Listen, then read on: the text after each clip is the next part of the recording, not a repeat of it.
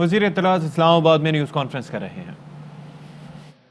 پس منظر ہے جس کی بنیاد پہ وہ یہ اکثر کہتے ہیں، تو ہم نے یہ ضروری سمجھا کہ عوام کو بتایا جائے کہ اپوزیشن جو کہ کہتی ہے کہ ہم نے تو این آر او مانگا ہی نہیں، آپ این آر او دے نہیں سکتے ہیں، تو ان فیکٹس اور فگرز کی بنیاد پہ آپ کو معلوم ہو جائے گا کہ این آر او کس نے مانگا تھا اور این آر او کس نے نہیں دیا۔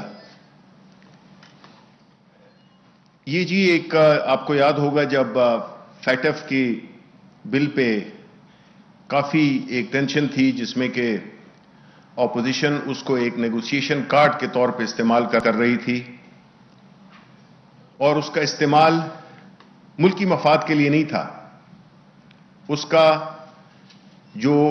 اس پہ جو نیگوسیشنز تھیں وہ اپنی ذات کے لیے تھیں۔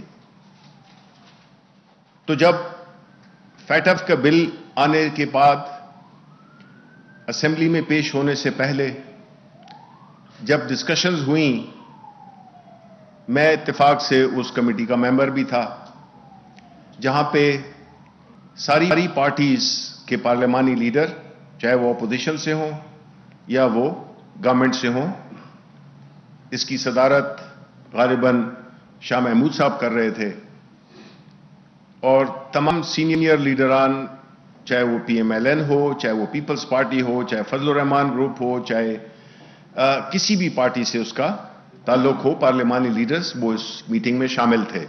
تو جب میٹنگ شروع ہوئی تو تلاوت کے بعد سب سے پہلے سوال کیا گیا، جب جو پریزائڈ کر رہے تھے انہوں نے کہا کہ جی اب ہمیں کلوز بائی کلوز فیٹف کے بل پہ بات کر لیتے ہیں، تو اپوزیشن لیڈران نے کہا کہ نیب کا بل کدھر ہے؟ تو غالباً شاہ محمود ہی تھے، انہوں نے کہا کہ اس کو ہم بعد میں ڈسکس کر لیں گے۔ انہوں نے کہا نہیں، اور یہ اٹھ کے باہر نکل گئے۔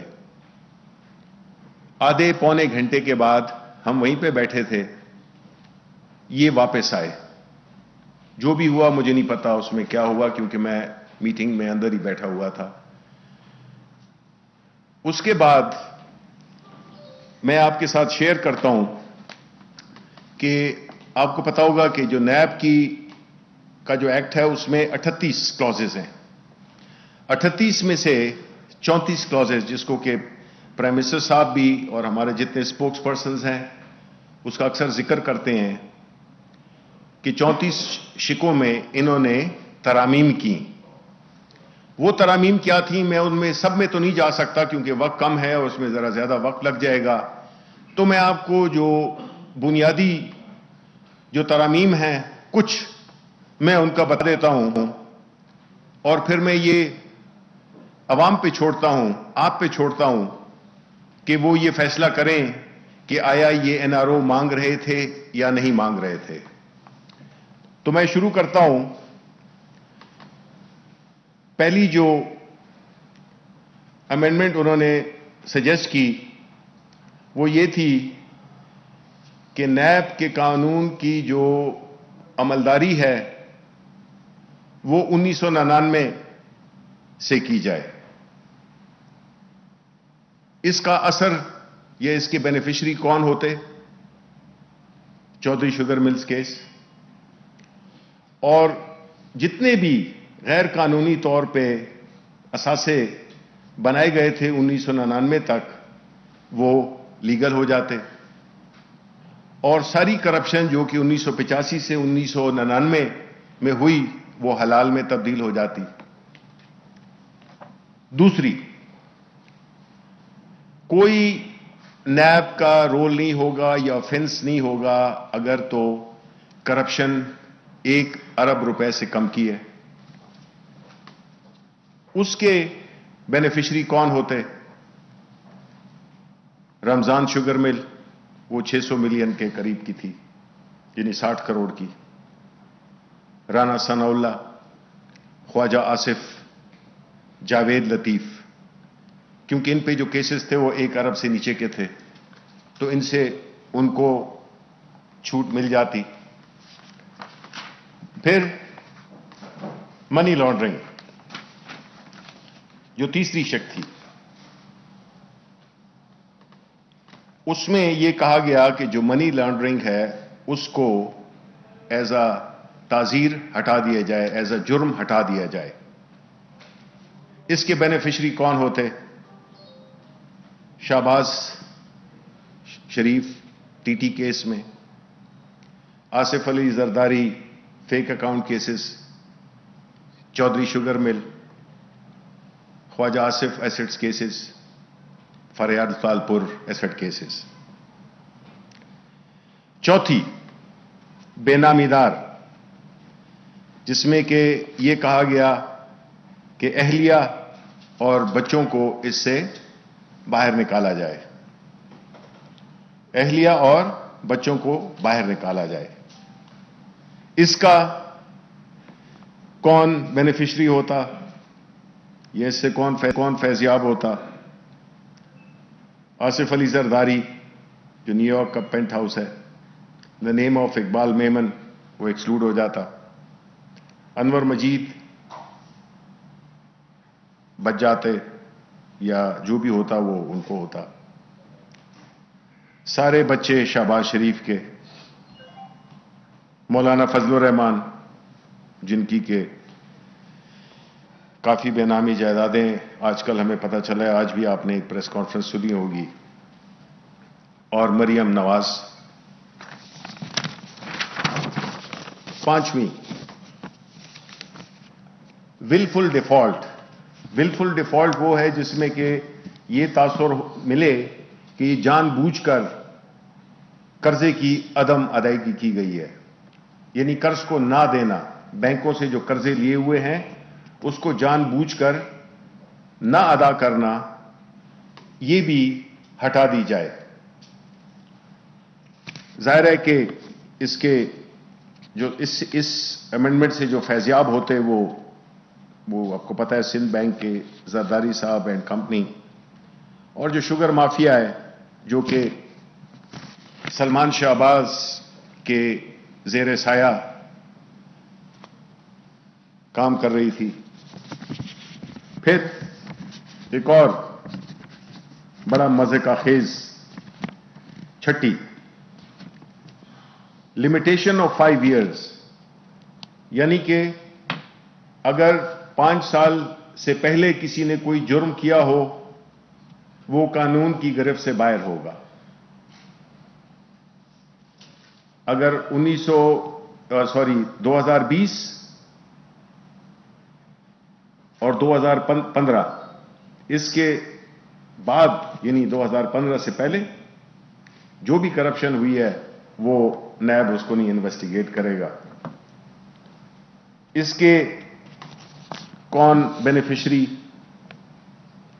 اس میں پیپلز پارٹی کو NRO++ مل جاتا، اور PMLN کو NRO+ مل جاتا، اور گو کہ یہ شاہد خاقان عباسی جو کہ آخری سال میں پرائم منسٹر رہے تھے، ان کے خلاف البتہ یہ چلی جاتی۔ اور اس سے یہ بھی ہے کہ جو شوگر سبسڈی دی گئی تھی 2015 سے پہلے، اس میں بھی تحقیقات نہیں ہو سکتے ہیں۔ اب آتے ہیں 7ویں امینڈمنٹ کہ جو 12 اوفینسز تھے سیکشن 9 میں، اس میں سے 5 کو ڈیلیٹ کر دیا گیا اور اس میں ایک امینڈمنٹ کی گئی۔ اس کا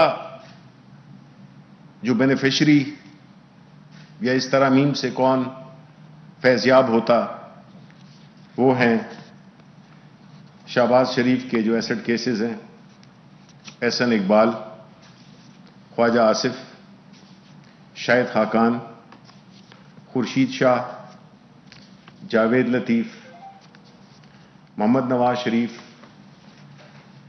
مریم نواز وغیرہ وغیرہ۔ اب آتے ہیں 8ویں तरमीम पे कि कोई डिस्क्वालिफिकेशन नहीं होगी जब तक कि सुप्रीम कोर्ट की तरफ से ऑर्डर ना आ जाए, यानी कि आप उसके मुकदमे को चलाते रहें 10 साल 20 साल या उम्र पूरी लग जाए, वो फैसला ना हो जिस तरह कि आपको पता है, तो डिस्क्वालीफाई नहीं कर सकते। फिर नमी पे आ जाते हैं।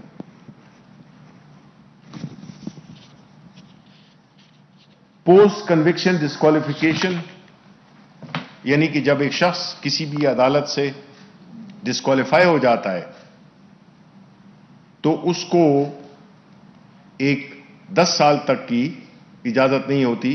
कुछ डिपेंड करता है कोर्ट के ऑर्डर पे, कुछ को उम्र भर के लिए कर देते हैं, लेकिन जो 10 साल की जो कंडीशन है कि वो किसी भी पॉलिटिकल एक्टिविटीज में ना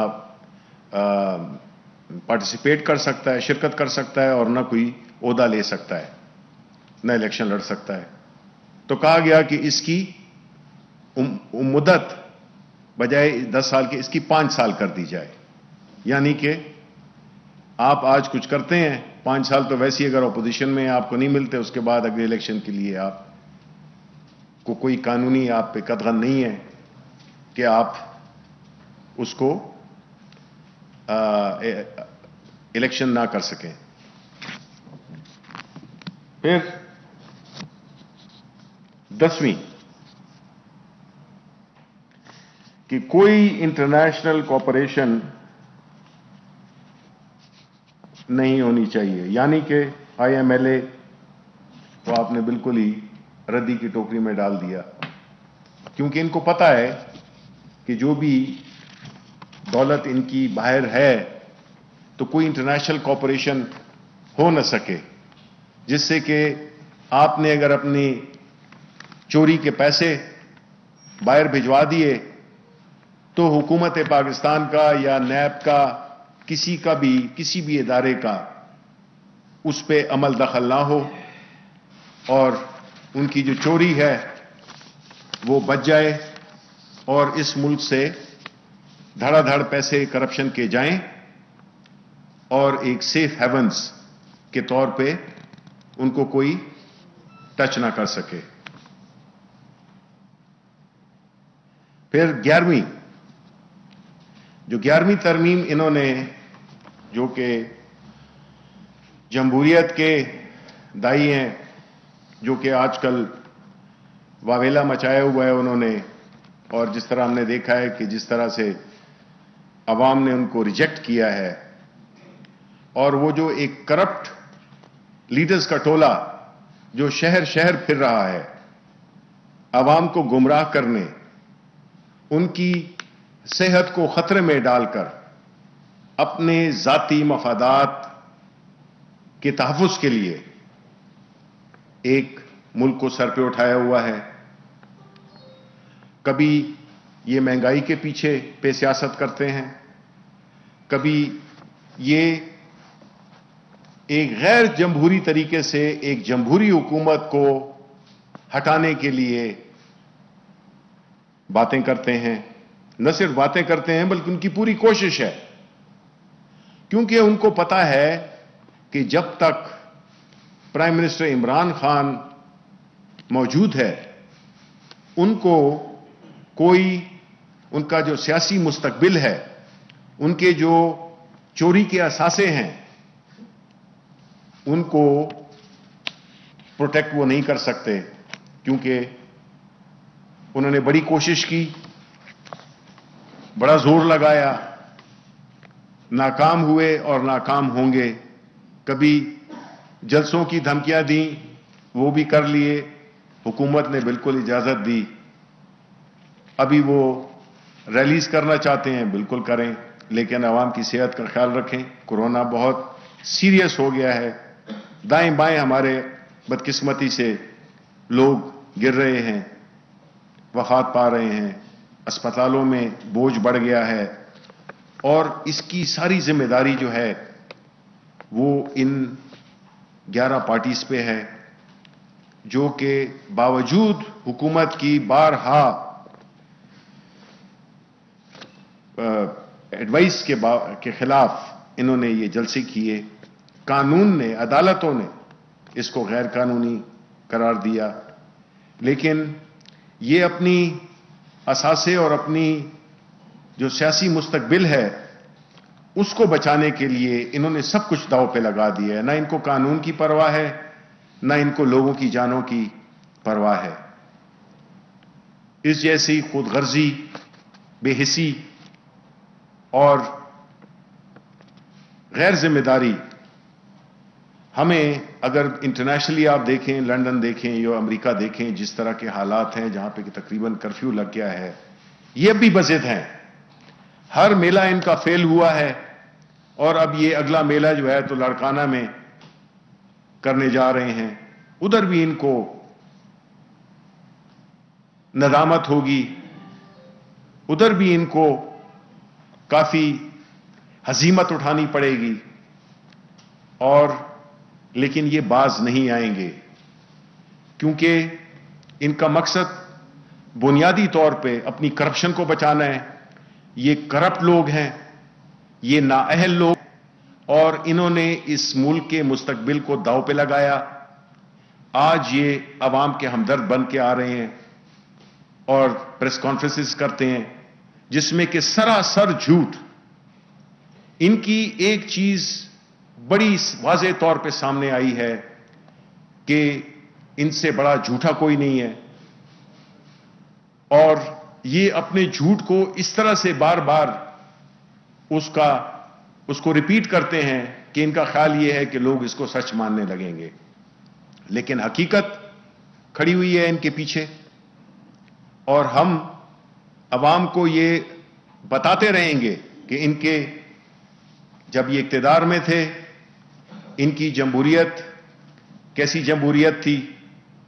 اداروں کے جس پہ کہ آج کل انہوں نے جس کو ہدف بنایا ہوا ہے، ادارے جو کہ ہماری پاکستان کی جو سرحدوں کے محافظ ہیں، اس میں تقسیم پیدا کرنے کی کوشش کی، اور پھر انہی اداروں سے ایک جمہوری حکومت کو ہٹانے کے لیے لگے ہوئے ہیں. تو ایک طرف آپ کہتے ہیں کہ ووٹ کو عزت دو، اور دوسری طرف جو ہے تو آپ کا جو نیریٹو ہے وہ بالکل غیر جمہوری ہے. آپ 2 سال تک سوئے رہے، آپ الیکشن کی باتیں کرتے تھے. 2 سال تک آپ سوئے رہے بیکاز آپ کو امید تھی کہ آپ کو یہ NRO مل جائے گا. جب وہ نہیں ملا تو انہوں نے یہ جلسے جلوس کر دیے. اور اگین ہم کہتے ہیں کہ ہم سے زیادہ جلسے جلوس، دھرنا، لانگ مارچ کوئی نہیں جانتا. اس وقت جو ملک میں جتنی بھی سیاسی پارٹیاں ہیں ان کا وہ تجربہ نہیں ہے، ان راستوں پہ وہ نہیں چلے. ہم ان راستوں سے ہو کے آ گئے ہیں. ہمیں پتہ ہے کہ اس میں کچھ ان کو حاصل نہیں ہونا. اس سے صرف ہمارا جو ایمان ہے، ہماری جو ایک ڈٹرمنیشن وہ اور بھی زیادہ مضبوط ہوئی ہے، کیونکہ ہمیں اور قوم کو پتہ چل گیا ہے کہ یہ وہ لوگ ہیں جو ہر قیمت پہ دوبارہ اقتدار میں آنا چاہتے ہیں. یہ وہ لوگ ہیں جو اداروں کو مانتے ہی نہیں جو ان کے خلاف فیصلے کرے. اب آپ دیکھیں مولانا فضل الرحمان، انہوں نے سلیم صافی کے انٹرویو میں کہا، آپ سب نے دیکھا ہوگا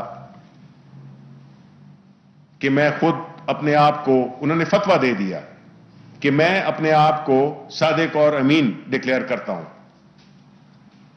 جب سلیم صافی نے یہ پوچھا کہ بھئی آپ عمران خان کی طرح جس طرح وہ عدالت میں گئے اور اپنا حساب کتاب پیش کر دیا تو آپ کیوں نہیں جاتے، تو انہوں نے یہ فتویٰ دے دیا. اب آپ دیکھیں ایک مذہبی رہنما جو کہ سیاست کر رہے ہیں اور سیاست کے لبادے میں وہ کاروبار کرتے ہیں. اب اگر یہ ان کا اداروں کے لیے یہ اگر ان کی سوچ ہے، یہ اگر ان کی وہ ہے, ادب ہے, تعریف ہے, رسپیکٹ ہے, تو پھر آپ سوچ لیں کہ ایسے لوگ جو کہ آپ کو گمراہ کرنے کے لیے روز آئے ہوتے ہیں, جو کہ نہ عدالت کو مانتے ہیں, اور عدالت کو مانتے ہیں تو وہ اس لیے کہ جب ان کے حق میں فیصلہ آ جائے, یہ اپنے آپ کو قانون سے بالا تر سمجھتے ہیں. یہ آپ دیکھ لیں, ان میں سب میں ایک چیز کامن ہے کہ یہ وہی پاکستان لانا چاہتے ہیں جو پہلے تھا ان کی حکومتوں میں, جو کہ غریب کے لیے ایک انصاف کا پیمانہ اور اشرافیہ کے لیے دوسرا پیمانہ. تو انہوں نے کبھی اداروں کو رسپیکٹ دی نہیں ہے, اور اسی وجہ سے ادارے تباہ ہوئے, ادارے غیر فعال ہوئے, ڈس فنکشنل ہوئے, اور آج ان کی دوبارہ کوشش ہے کہ جو کام ان سے رہ گیا تھا اس کو بھی پورا کریں, لیکن انشاءاللہ تعالی ایسا ہونے والا نہیں. اب میں ایک دو اور رہ گئی ہیں جس سے پھر میں آپ کے سوالات لوں گا. وہ ہے کہ نو پروٹیکشن فار وسل بلور پارڈن. اب جو وسل بلور ہے, جو کہ جس کو کہ آپ کہتے ہیں ہم کہ ایک ایسا گواہ جو کہ اپنی شناخت کو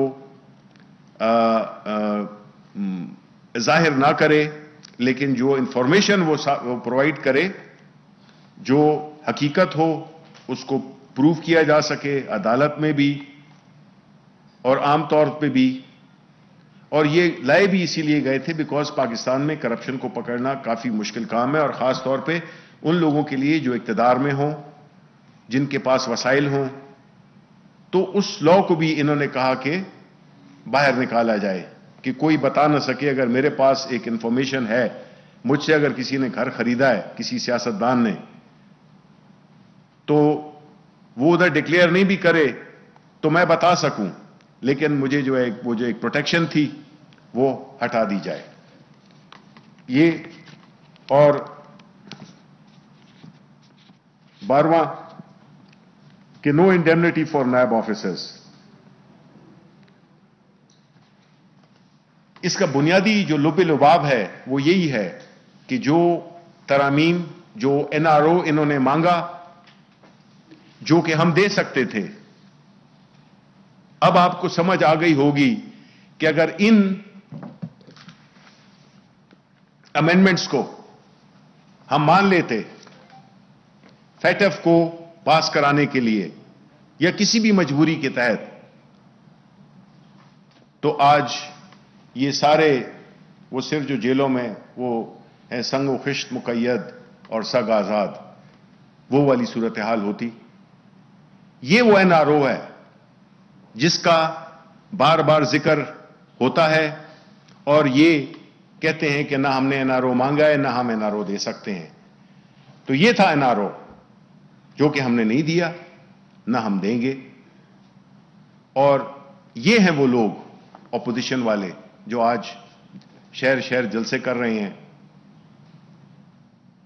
کہ ان کو ہزیمت اٹھانی پڑی ہے, انہوں نے اپنے آپ کو بے نقاب کیا. اگر کچھ چیزیں مانگتے بھی تو کچھ رنگ ڈھنگ ہوتا ہے جس میں کہ آپ مانگتے, جس میں کہ ملک کی بہتری ہوتی ہے. آپ نے دیکھ لیا کہ کوئی ایسا قانون نہیں, یہ سارا قانون جو ساری ترامیم انہوں نے دی ہیں یہ چوروں کے فائدے کے لیے, یہ وہ ڈاکوؤں کے فائدے کے لیے. تو آپ نے تو نیب کے یا جو بھی اکاؤنٹیبلٹی کا ادارہ ہو اس میں سے آپ نے اس کے پر بھی کاٹ دیے, اس کے دانت بھی نکال دیے, اور اسی لیے ہدف بنایا ہوا ہے کہ حکومت, چونکہ ان کو معلوم ہے کہ ہم کسی طرح بھی اس پہ کمپرومائز نہیں کریں گے. یہ تھا آج کا جو ایک مخمصہ جو کہ عوام کے ذہنوں میں ڈالا گیا تھا کہ NRO یہ دے نہیں سکتے ہیں, اور NRO ہم نے مانگا نہیں. ہم نے کہا ہم نے نہیں دیا, اور اس کے میں آپ کے لیے یہ لایا ہوں. جی شکریہ. یہ بتائیے گا کہ یہ تو کلیئر ہو گیا کہ حکومت NRO نہیں دے گی, لیکن اپوزیشن کی جو تحریک ہے وہ اگر حکومت کو ہٹانا چاہتے ہیں تو اس وقت تک تو ممکن نہیں جب تک امپائر کی انگلی کھڑی نہیں ہوتی. تو آپ سمجھتے ہیں کہ اپوزیشن کے تمام تر جلسوں اور دباؤ کے باوجود کوئی ایسی صورتحال پیدا نہیں ہوگی جس میں امپائر کی انگلی کھڑی ہو سکے؟ دیکھیں، پہلی بات تو یہ ہے کہ اس کے ساتھ ہی خبروں سے فی الوقت اتنا ہی. مزید خبروں اور اپڈیٹس کے لیے دیکھتے رہیے ARY نیوز.